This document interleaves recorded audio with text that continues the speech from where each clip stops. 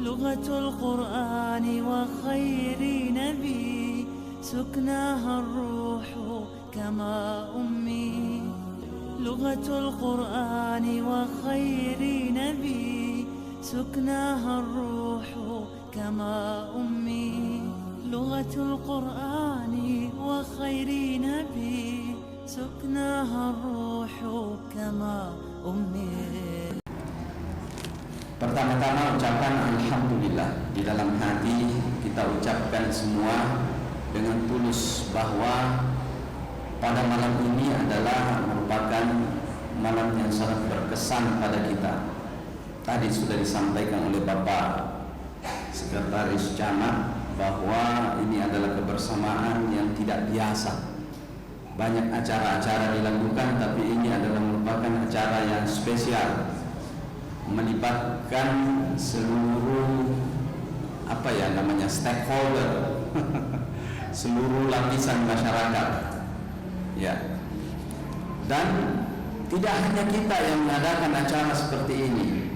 Tadi sebelum saya datang sempat saya intip-intip internet itu ya Pak ya, Bu, adik-adik semuanya. Ternyata beberapa negara itu mengadakan acara besar-besaran. Raja Maroko itu dia yang pimpin langsung, pakaian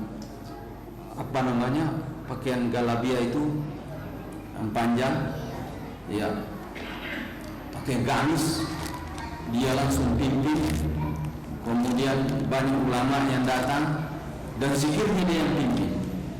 Luar biasa besar-besaran. Bukan besar-besarannya yang menjadi titik di sini, tetapi kecintaannya pada Rasulullah SAW. Isi yang ada di dalam. Juga di Mesir, Syekh Al-Azhar dengan murid-muridnya semua mengadakan.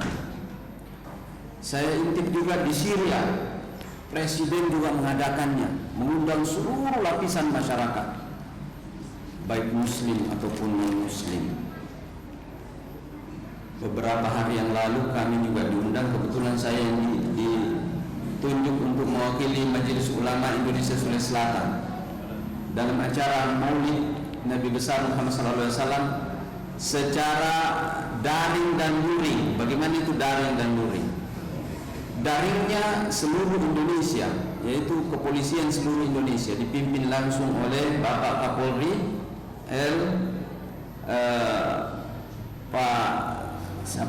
Listio Sigit Prabowo. Dia langsung memimpin itu. Kemudian dihadirkan para ulama, 34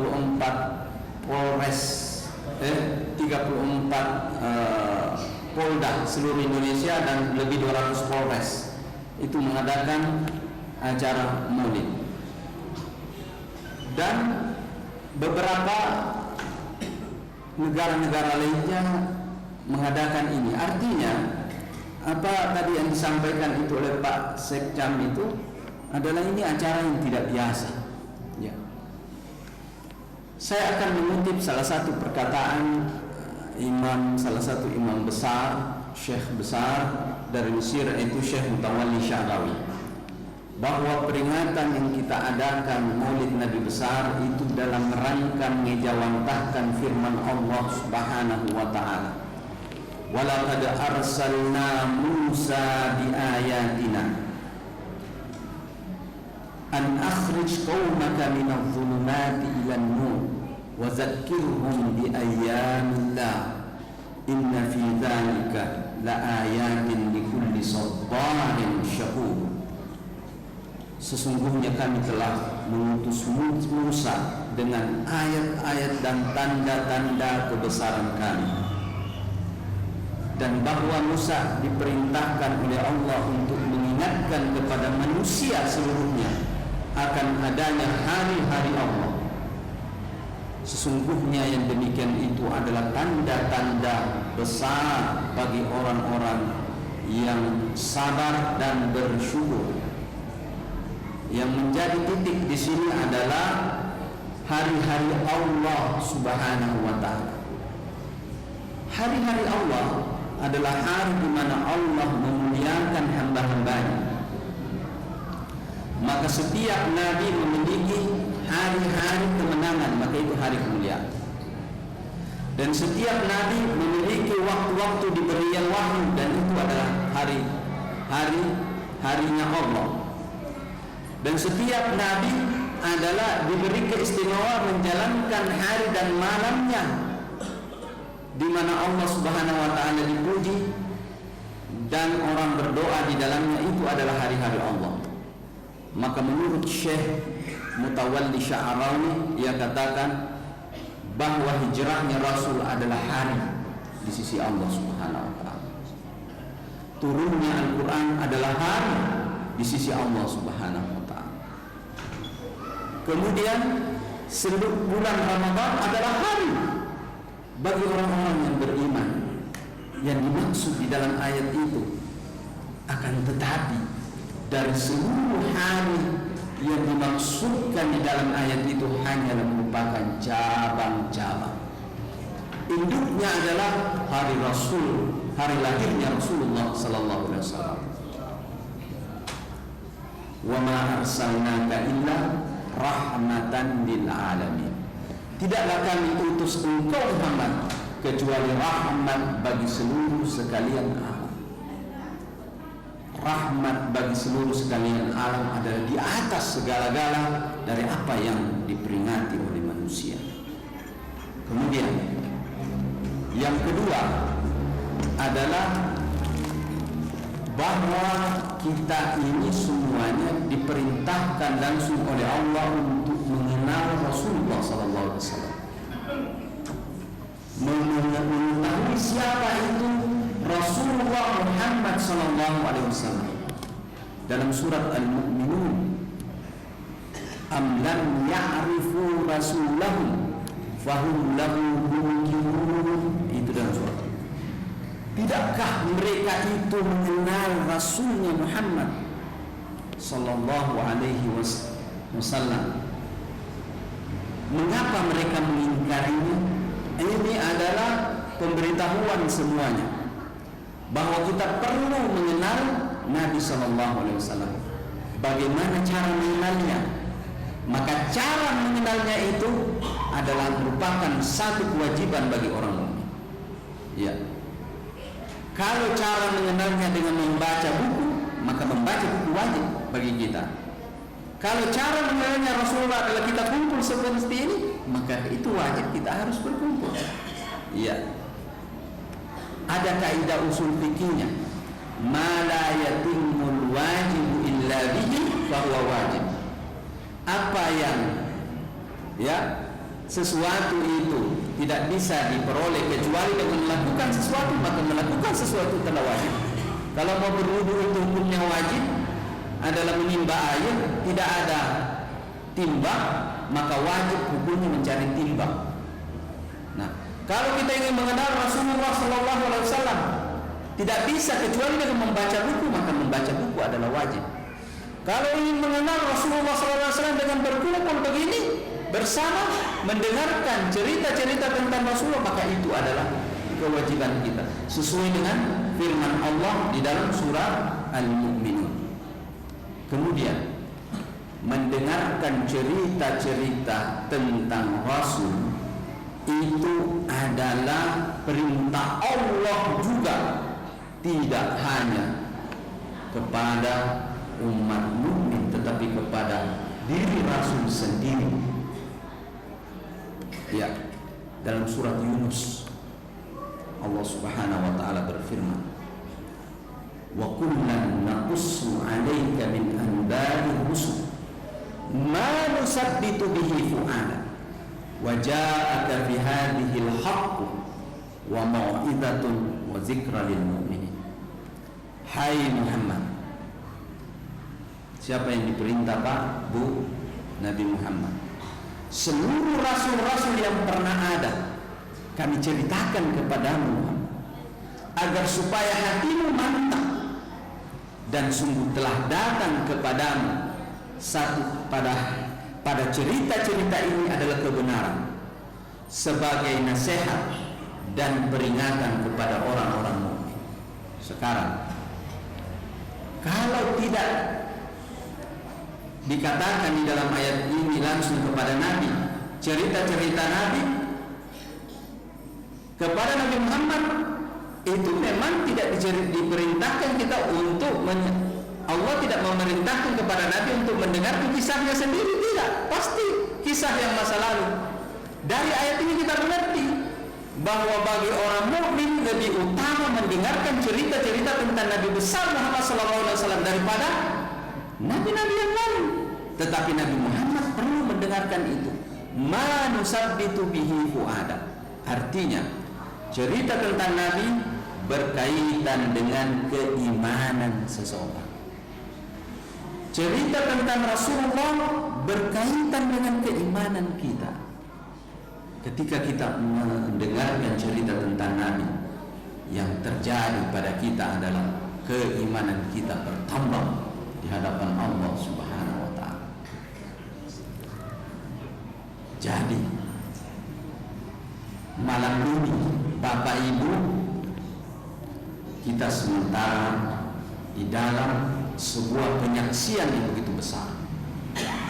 Ketika kita bercerita tentang Nabi, berselawat kepada Nabi dan mengucapkan salam kepada Nabi, maka seluruh alam raya ini bersaksi pada kita, dan Allah Subhanahu wa ta'ala berselawat kepada kita 10 kali. Rasul bersabda, "Man shalla 'alayya salatan wahidah, sallallahu alaihi asyru salawat wa muhiyat anhu asyru darajat asyru khati'at wa wi'at lahu asyru darajat." Siapa yang berselawat kepadaku 1 kali, Allah langsung berselawat kepadanya 10 kali, dihapus 10 kesalahannya dan diangkat 10 derajat. Jadi berkumpulnya kita ini bukan main-main, mengangkat derajat kita. Apalagi Adinda tadi sudah memimpin kita selawat luar biasa. Selawat yang keluar dari mulut kita disaksikan oleh malaikat, didoakan oleh malaikat, Allah mendengar. Lebih penting lagi adalah hembusan jawaban dalam ribuan kilometer ke sini adalah langsung dijawab oleh Nabi Sallallahu Alaihi Wasallam. Nabi langsung jawab, "Ma min muslim," kata Rasul, "ma min muslimin yusallimu alayya illa raddallahu li fa'arduhu ilayhi." Tiada seorang mukmin yang mengucapkan selamat kepadaku dan salam kecuali Allah kembalikan ruhku dan aku lalu menjawab padanya. Artinya Nabi Sallallahu Alaihi Wasallam di alam kuburnya tidak pernah berpisah antara tubuhnya dan rohnya. Kenapa? Karena Allah terus mengembalikan. Berapa banyak orang berselawat. Malam ini saja yang mengadakan maulid banyak, belum lagi besok dan seterusnya. Dan maulid bagi orang mukmin 1 kali 1 tahun diadakan 1 masjid, itu hanyalah folklore saja. Apa itu folklore? Kulit saja. Maulid bagi orang mukmin adalah di hati, senantiasa ada. Tetapi kita perlu juga bersama-sama mengungkapkan maulid itu secara bersama-sama. Salat kita adalah maulid, puasa kita adalah maulid, melaksanakan sunnah Rasulullah adalah maulid bagi kita. Jadi kita melaksanakan maulid Nabi senantiasa. Tetapi kebersamaan ini adalah syiar, adalah perlu kita bersama-sama. Inilah. Jadi bahwa cerita-cerita tentang Rasulullah menambah keimanan. Sebelum saya bercerita tentang bagaimana kehidupan Rasulullah, ada satu pertanyaan penting yang perlu kita renungkan, adalah sejauh mana pentingnya kita ini mengadakan maulid. Ya.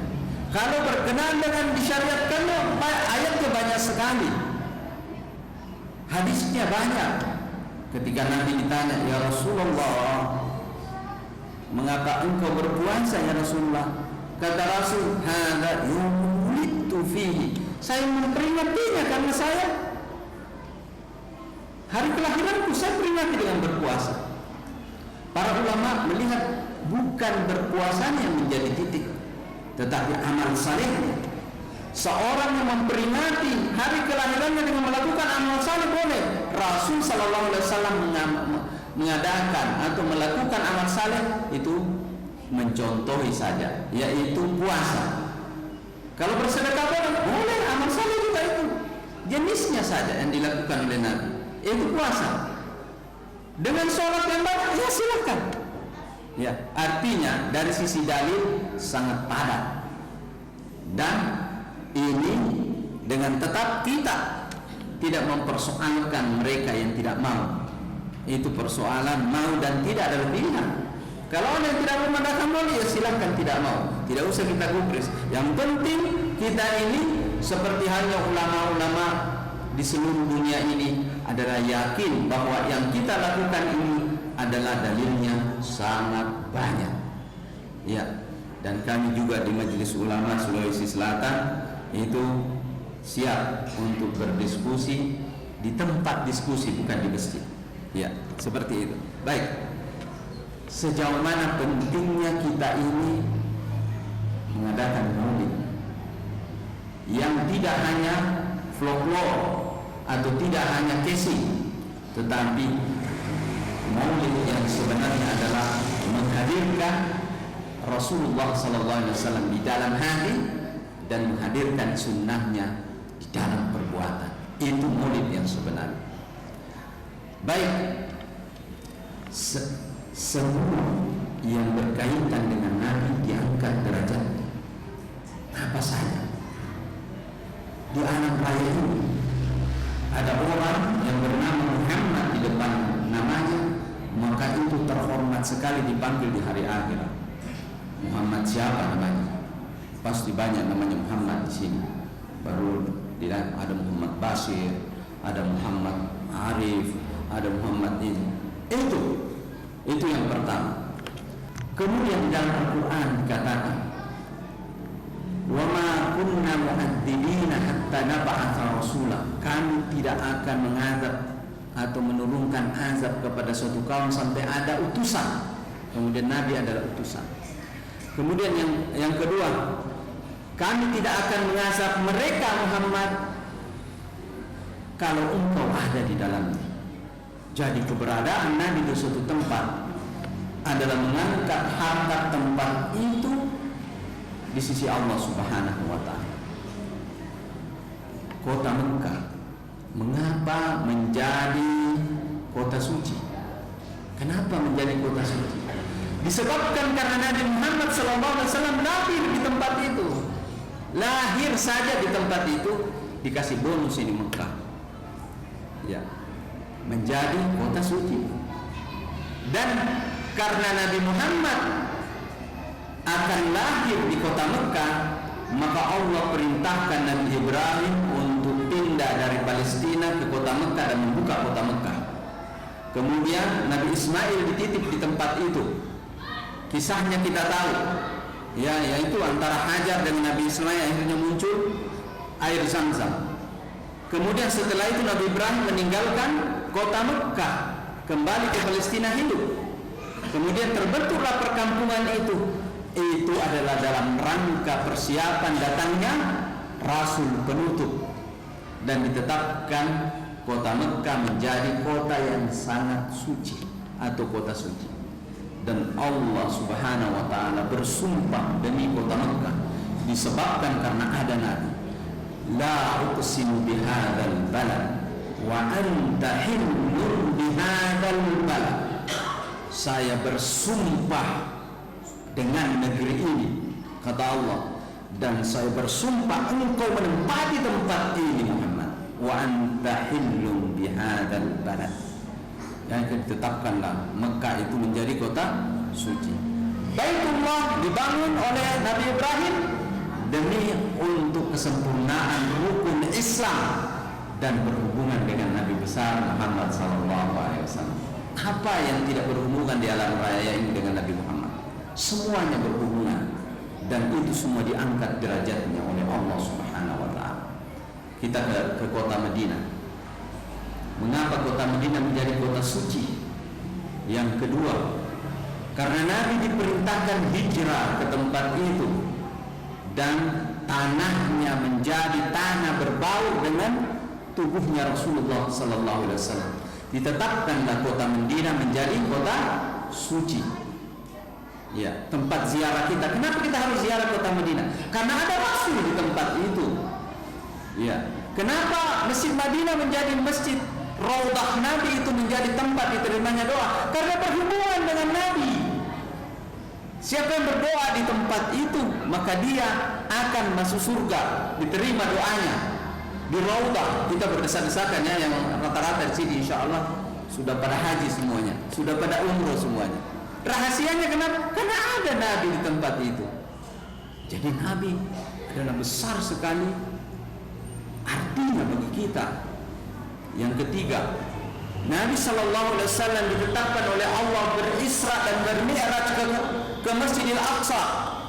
Tanah itu pun dihadiahi oleh Allah menjadi tempat suci yang ketiga bagi umat Islam. Hanya karena mampir sebentar baru naik ke Sidratul Muntaha, kemudian kembali langsung ke Mekah. Maka Nabi Sallallahu Alaihi Wasallam beradanya di tempat itu, tanah itu menjadi tanah suci. Jadi 3 tanah sucinya. Ini baru tanah. Bagaimana dengan waktu? Waktu pun jadi mulia yang berhubungan dengan Nabi. Subuh, asar, maghrib, isya. Kenapa menjadi mulia waktu-waktu itu? Karena Nabi salat pada waktu itu dan mencontohkan kepada umat, sallu kama ra'aitumuni usalli. Kemudian masyarakat yang paling utama di antara masyarakat yang ada di dunia ini adalah masyarakat sahabat. Itu karena pernah melihat Nabi. Maka ketetapan para sahabat menjadi hukum Islam juga. Apa yang dikerjakan sahabat berarti itu adalah perintah Nabi. Kita boleh lakukan dan itu disyariatkan pada kita. Itu karena berhubungan dengan Nabi besar Muhammad Sallallahu Alaihi Wasallam. Lebih penting daripada yang penting adalah bahwa salat kita tidak bisa diterima di sisi Allah kalau tidak mempersaksikan Nabi Sallallahu Alaihi Wasallam. Asyhadu an la ilaha illallah wa asyhadu anna Muhammadar Rasulullah. Sah salat kita kalau tidak bersyahadat? Tidak sah. Artinya bersyahadat, mempersaksikan Nabi besar Muhammad Sallallahu Alaihi Wasallam adalah nilainya setengah agama. Setengahnya adalah la ilaha illallah, setengahnya lagi adalah Muhammad Rasulullah. Dan barang siapa yang membaca itu kemudian di akhir hayatnya dijamin masuk surga. Ya. Satu lagi, iman itu ada beberapa. Ada manisnya iman, ada sempurnanya iman, ada cabang-cabangnya iman yang lebih daripada 60. Yang paling tinggi adalah ucapan la ilaha illallah, dan paling rendah membuat duri di jalan. Begitu dikatakan di dalam hadis. Lebih daripada 60 cabang. Pertama dahulu, manisnya iman. Orang yang beriman kepada Allah, meyakini Allah, Rasulnya, kitab-kitab dan seterusnya, kemudian melaksanakan perbuatan iman yaitu salat, puasa, sedekah dan seterusnya, itu adalah, tetapi belum merasakan manisnya iman. Bagaimana bisa merasakan manisnya iman? Nabi mengatakan, salasu man kunna wajada halawatan iman. 3 golongan yang dapat merasakan manisnya iman.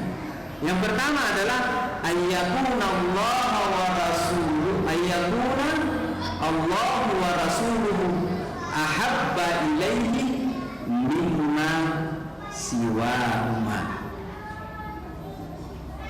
Orang merasakan nikmat manisnya iman di dalam hatinya. Bagaimana itu manisnya iman?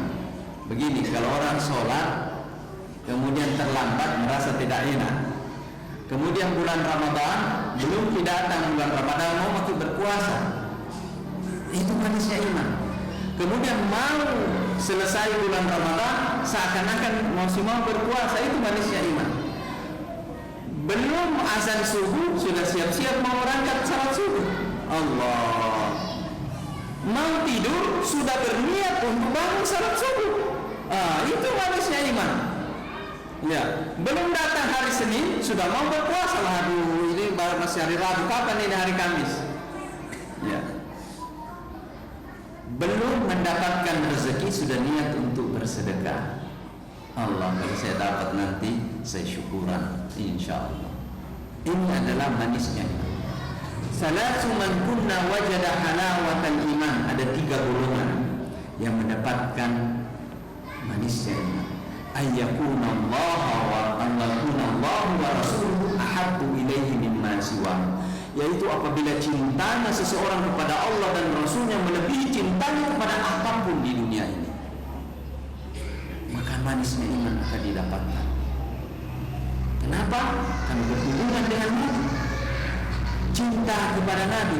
Bagaimana wujudnya cinta kepada Nabi? Ini saya bercerita satu contoh saja sahabat, atau 2 ya. Contoh pertama, Umar bin Khattab Al-Faruq. Siapa yang tidak kenal perjuangannya, kesungguhannya di dalam Islam, kesedihan hatinya apabila mendengarkan kata-kata yang bersifat nasihat, dia menangis. Dia di masa mudanya orang yang paling tegar, tetapi setelah masuk Islam paling suka menangis. Ya, bahkan kepemimpinannya penuh dengan tangisan. Sedikit-sedikit menangis. Itulah Umar bin Khattab. Sudah hijrah ke kota Madinah. Pahalanya besar itu hijrah, Pak. Sudah berjuang di jalan Allah, perang Badar, perang Uhud, seluruh pertempuran. Bersedekah dengan harta bendanya. Dia mendapatkan pembagian harta benda dari Khaybar, seluruhnya disedekahkan.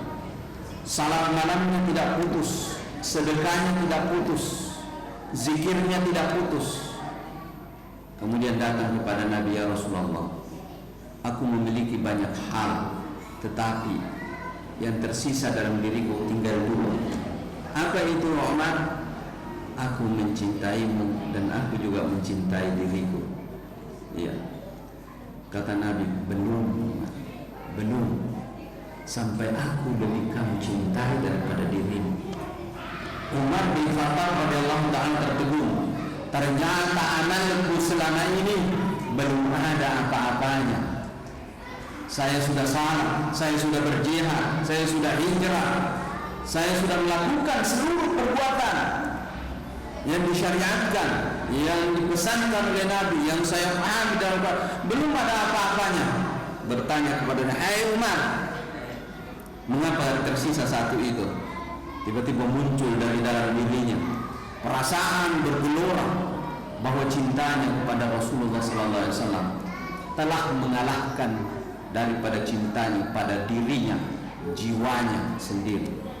Maka ia mengatakan, "Ya Rasulullah, sekarang ini aku sudah mencintaimu melebihi cintaku kepada diriku sendiri.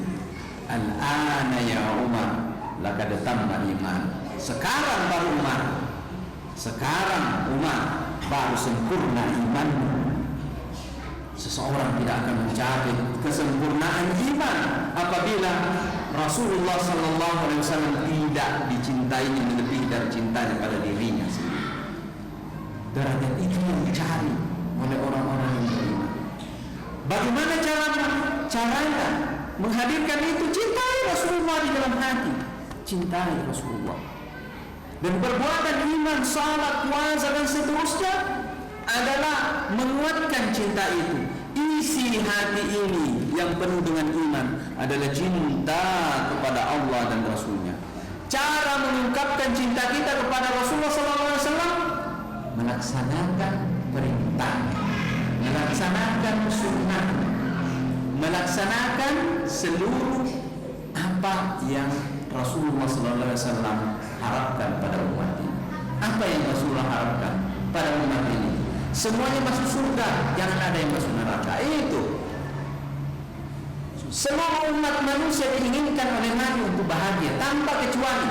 Jadi umat Nabi besar Muhammad SAW tidak hanya yang beriman, yang tidak beriman juga adalah umatnya Nabi, namanya umat dakwah.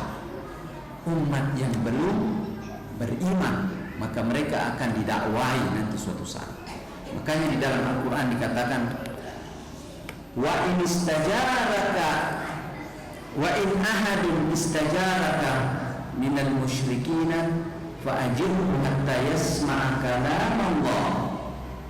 Hai Muhammad, jika seseorang dari orang-orang yang musyrik itu, yang belum beriman itu ingin bertetangga dengan Muhammad, maka bertetanggalah.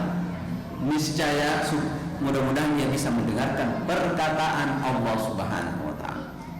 Ya. Jadi Nabi Muhammad adalah rahmatan lil alamin.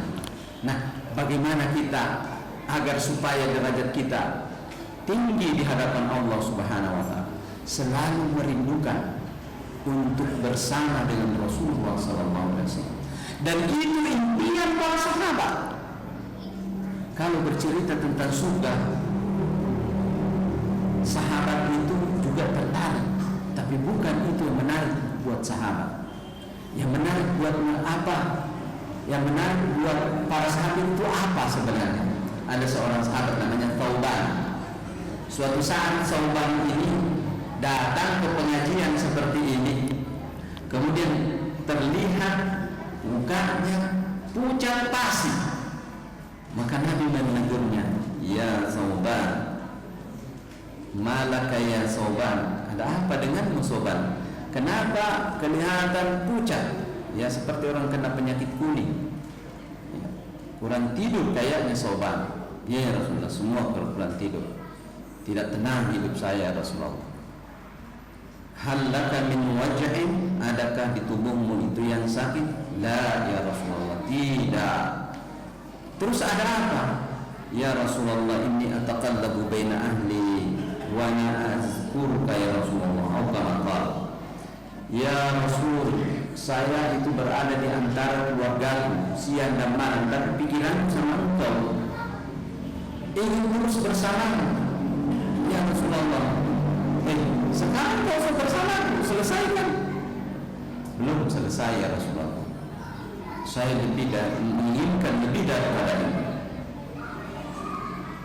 Hai Sobat, kalau kau sudah bersamaku sekarang ini dan taat pada perintah Allah, kamu akan mendapatkan surga. Surga itu di mana?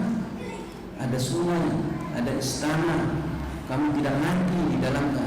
Apa yang kamu inginkan ada. Kemudian kamu akan bahagia selamanya di situ. Apa lagi setelah? Bukan itu ya Rasulullah. Apa? Saya ini sahabat biasa, sedangkan engkau adalah Nabi, dan engkau juga memiliki saudara-saudara para Nabi terdahulu. Kalau dalam kehidupan surga nanti, engkau pasti ditempatkan di posisi yang tinggi. Sementara Thauban mungkin, walau saya harus masuk surga dan saya di surga, pasti surga yang paling rendah. Itu yang membuat saya gelisah ya Rasulullah. Tidak bisa makan, tidak bisa tidur siang dan malam sampai sakit. Perasaan Thauban ini adalah cinta yang begitu besar, yang tidak main-main terhadap sosok Rasulullah SAW. Maka Allah mencintai Thauban seperti cintanya Thauban kepada Nabi, bahkan lebih. Maka bergetarlah langit, bergetar arsy, bumi bergetar, hanya cinta seorang hamba Allah kepada nabinya. Allah Subhanahu wa ta'ala memerintahkan Jibril, turunlah Jibril ke bumi, temui Muhammad, sampaikan satu ayat di dalam Al-Quran. Wa may yuti'illaha war rasul fa ulaika ma'al ladzina an'ama Allahu min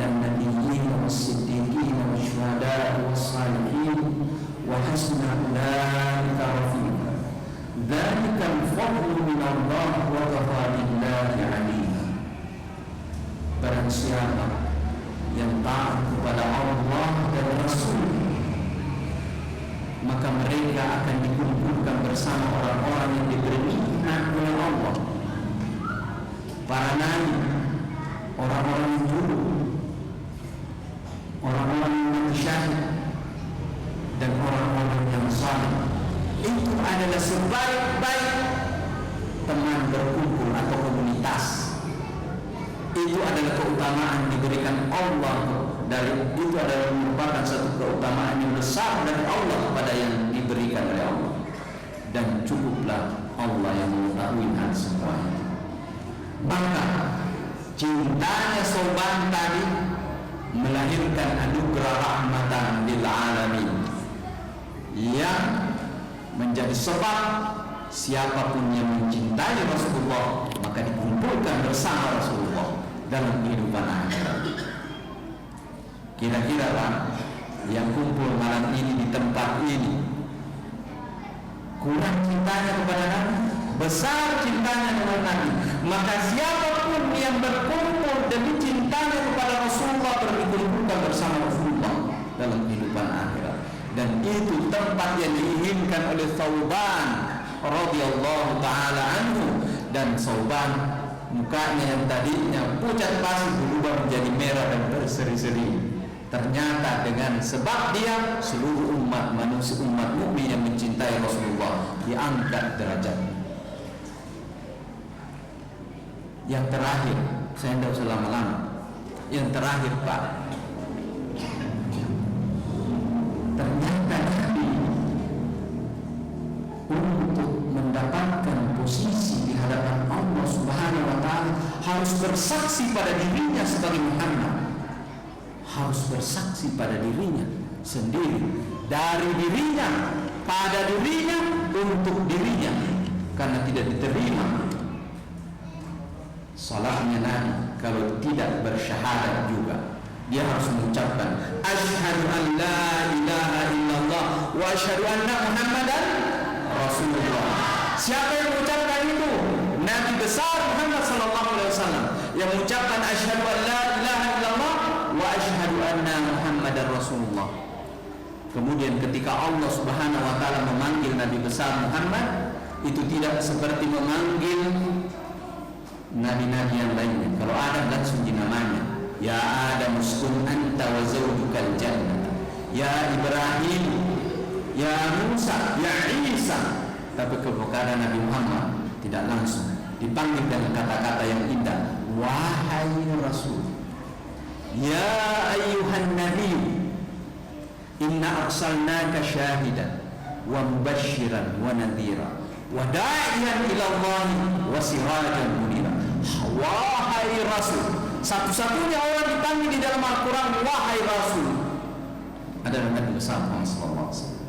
Makanya ketika Nabi ingin memanggil dirinya, mengucapkan salam pada dirinya, dan Nabi harus mengucapkan salam pada dirinya juga. Ini namanya Nurul Muhammadiyah, cahaya Muhammad. Orang tasawuf mengatakan Nurul Muhammadiyah. Kenapa? Karena Nabi harus mengucapkan salam kepada Muhammad, di mana Muhammad yang diucapkan bukan sebagai sosok tetapi sesuatu yang bernilai di hadapan Allah. Apa yang bernilai di hadapan Allah itu adalah kesaksian manusia kepada Rasul itu sebagai substansi. Assalamu alayka ayyuhan nabiy wa rahmatullahi wa barakatuh. Siapa yang mengucapkan itu Pak? Bu, Nabi Muhammad. Yang maksud dengan ayyuhan nabiy itu siapa? Nabi Muhammad. Nabi Muhammad mengucapkan pada dirinya supaya salamnya diterima juga di sisi Allah. Assalamu alayka ayyuhan nabiy wa rahmatullahi wa barakatuh. Baru assalamu alayna wa ala ibadillah. Keselamatan padamu hai Muhammad dan rahmat Allah bersamamu. Yang mengucapkan itu adalah Nabi Muhammad pada dirinya, untuk dirinya, dari dirinya. Kemudian mengucapkan assalamu alayna, keselamatan pada kita semuanya, yaitu dirinya dan seluruh umat muslim yang ada di dunia. Masya Allah. Kemudian Nabi Muhammad juga harus mengucapkan salawat. Allahumma salli ala Muhammadin wa ala ali Muhammad. Ucapkan juga salawat itu. Nah, Allah sendiri mengucapkan salam. Salam itu berbeda dengan salawat. Salawat kita yang ganti, tapi salam assalamu alayka ayyuhan nabi itu adalah salam sebenarnya. Jadi 17 kali Pak kita mengucapkan salam kepada Nabi. Kan 17 rakaat satu hari satu malam yang wajib. Kalau ditambah dengan tahajud itu sudah lebih. Duha lebih. Semua yang kita lakukan selain wajib itu lebihnya dari 17. Ya mungkin di sini ada yang sampai 100 kali. Kalau salatnya 20 kali, banyak itu. Tambah yang lain. Nah, ketika kita mengucapkan salam kepada assalamu alayka ayyuhan nabi, langsung bangun Nabi di kuburannya dan mengatakan assalamu alayka juga kepada kita. Luar biasa. Makanya pertemuan seperti ini pada malam ini bukan pertemuan biasa. Betul sekali 100 Pak. Saya kata-katanya Pak, pertemuan malam bukan biasa. Adalah pertemuan kesempurnaan iman, pertemuan manisnya iman, pertemuan bukti jujur akan kegembiraan rahasia hati. Apa rahasianya hati? Cinta. Apa isinya cinta? Gembira. Isinya cinta itu gembira. Adakah orang mencintai sesuatu dia tidak gembira, bersedih? Kan tidak ada. Ya. Bapak-bapak saja cintai sama istrinya, masa dia menangis? Kan tidak mungkin. Ya. Mengapa kita semua bisa jadi orang Islam semua? Dari Sabang sampai Merauke. Padahal tidak pernah ada pasukan Islam datang ke Indonesia. Mereka para tokoh ulama kita, 9 wali, Datuk Riban dan Datuk Tino, Datuk Fani, mereka datang bukan membawa ilmu pengetahuan yang banyak sebagai saintis, ilmuwan, ahli strategi, punya banyak harta. Tidak. Yang mereka bawa adalah iman di hati, cinta kepada Allah dan Rasulnya. Ketika cinta kepada Allah dan Rasulnya, ia mengucapkan sesuatu kepada manusia dan mencintai seluruh manusia atas dasar itu, maka jadilah kita semuanya orang Islam. 9 wali datang dari Yaman, berangkat kepada India, dari India masuk tanah Jawa. Itulah wali Songo. Apa yang mereka bawa? Cinta kepada Allah dan Rasulnya.